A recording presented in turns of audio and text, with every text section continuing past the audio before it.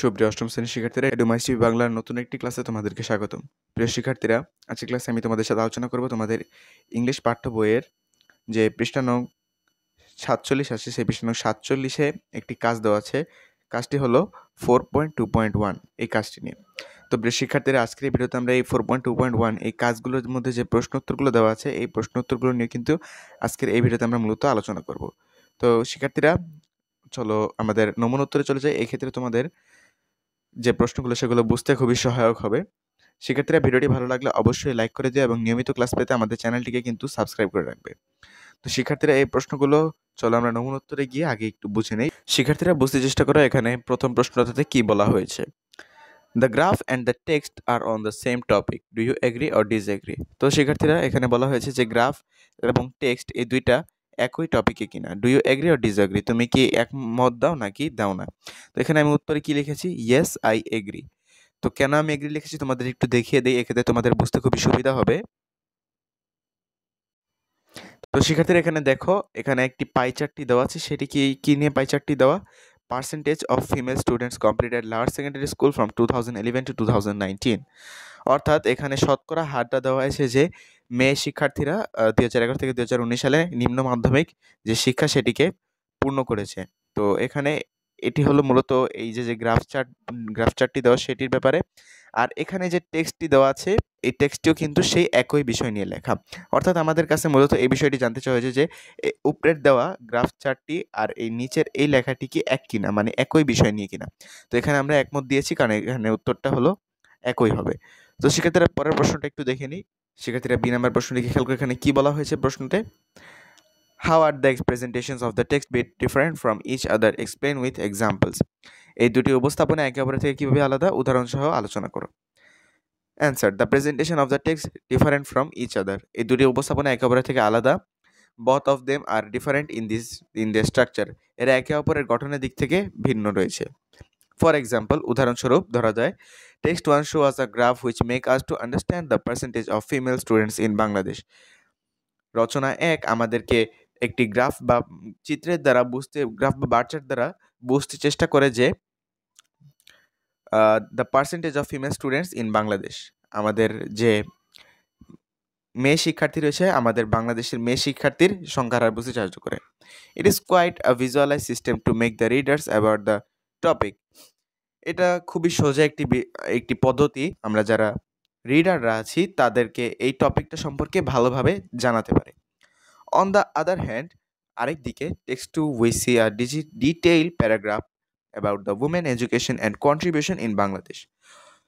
Text 2 আমরা কি দেখতে পাই, একটা ডিটেইল প্যারাগ্রাফ, যেই প্যারাগ্রাফটাতে বাংলাদেশের উমেন নিয়ে আর কি উমেনদের নিয়ে একটি এডুকেশন এবং কন্ট্রিবিউশনের একটি প্যারাগ্রাফকে তৈরি করা হয়েছে। তো শিক্ষার্থীরা, বুঝতে চেষ্টা করো, সেখানে কিন্তু বলা হয়েছে যে মেয়েদের শিক্ষা এবং কন্ট্রিবিউশন না, তাদের অবদান, এগুলো নিয়ে বলা হয়েছে। তো এইগুলো কিন্তু আমরা ডিটেইলের মাধ্যমে দেখতে পারি। তো এই দুটি ছিল ভিন্নতা এই টেক্সট 1 আর টেক্সট 2 এর মধ্যে। এরপরে দেখো, বলা হয়েছে, can you think of any other way to present of the same topic, if yes what is that, how is that different from this two? Answer, yes I think through a pie chart we can present the same topic. শিক্ষার্থীরা, তোমরা কিন্তু pie chart অবশ্যই দেখে থাকবে। আমি তোমাদেরকে একটি pie chart দিয়ে আমি একটু বুঝিয়ে দিচ্ছি। শিক্ষার্থীরা, তোমরা যদি তোমাদের মূল বইয়ের 52 নম্বর পৃষ্ঠায় যাও, অর্থাৎ তোমরা যদি তোমাদের মূল বইয়ের 52 নম্বর পৃষ্ঠায় যাও, তাহলে কিন্তু এই পাই চার্টটি তোমরা দেখতে পারবে। তো এখানে দেখো, তোমরা বুঝতে চেষ্টা করো। ধরো এখানে আমরা এই সালগুলোকে আমরা কেটে দিব। তো শিক্ষার্থীরা দেখো, এই সালগুলোকে আমরা বাদ দিয়ে দিই। এই সালগুলো আমরা বাদ দিয়ে দিই। আর এখানে ধরো আমি অন্য কিছু লিখে দেব। যেমন এখানে ধরো আমি 2010 সালেরটা লিখে দিব। 2010, এখানে লিখে দিব 2011 সালেরটা। এভাবে আমরা কিন্তু এই পুরো পাই চার্টটিতে কিন্তু আমরা লিখে দিব। তো শিক্ষার্থীরা, বুঝতে চেষ্টা করো, এখানে আমরা পুরো পাই চার্টটির মধ্যে কিন্তু সালগুলোর মাধ্যমে আমরা বোঝাতে পারি। যেমন এখানে মাদার ডটার দিয়ে বোঝানো হয়েছে, তো আমরা কিন্তু এটাকে বোঝাতে পারি, এখানে আমরা সাল লিখে দিয়ে বোঝাতে পারি এইটাকে। তো দেখো, আমরা যদি এখানে মাদার বাদ দিয়ে 2011 লিখে দিই, আমরা এখানে এটা বাদ দিয়ে 2010 লিখে দিই, আবার এটা বাদ দিয়ে আমরা এখানে 2008 বা 2009 এর মতো লিখে দিব। এভাবে কিন্তু তোমরা একটি পাই চার্ট দ্বারাও তোমাদের এই উত্তরটিকে তোমরা প্রকাশ করতে পারবে। পরবর্তী প্রশ্নটা আমরা একটু দেখে নিই। পরবর্তী প্রশ্নে কি বলা হয়েছে দেখো। D, have you ever experienced the same topic presented in the different ways? If yes, what was the topic and how were they presented? তো শিক্ষার্থীরা দেখো, তো এরকম আর অন্য কোনো টপিক আমরা অন্য কোনো ডিফারেন্ট ওয়েতে প্রকাশ করতে দেখেছি কিনা সেটাই বলা হয়েছে। ইয়েস, লাস্ট উইক, অর্থাৎ গত সপ্তাহে আই রিড অ্যান আর্টিকেল। আমি একটি আর্টিকেল পড়েছিলাম যেখানে users in Bangladesh in last 10 years, অর্থাৎ ইন্টারনেট ইউজার্স ইন বাংলাদেশ গত 10 বছর, অর্থাৎ গত 10 বছরে কত সংখ্যক মানুষ ইন্টারনেট বা ওয়াইফাই ব্যবহার করেছে। This topic was presented in a short text and a graph chart. তো এখানে বলা হয়েছে যে এই যে একটি টপিক ছিল গত 10 বছরে ইন্টারনেটের ব্যবহারকারীর সংখ্যা, এটি সে গ্রাফ চার্টের মাধ্যমে আমরা পড়েছিলাম গত সপ্তাহে। তোমরা চাইলে অন্য যে কোনো কিছু দিতে পারো, যেমন গত 10 বছরে আমাদের দেশে শিক্ষার হারের কি পরিমাণ পরিবর্তন হয়েছে, বা যে কোনো একটা আর্টিকেল তোমরা কিন্তু কখনো না কখনো গ্রাফ চার্টের দ্বারা প্রকাশ করা হয়েছে পড়ে থাকবে। অথবা কোনো দেশের অর্থনীতির যে কত সালে কত পরিমাণ রেভিনিউ বা আর্নিং জেনারেট হয়েছে সেটা নিয়ে তোমরা এক একজন এক এক বিষয় নিয়ে আর্টিকেল পড়ে থাকবে। এটা এক একজন এক একটা ভিন্ন হতে পারে, তুমি নিজের মতো করে এটা লিখতে পারো।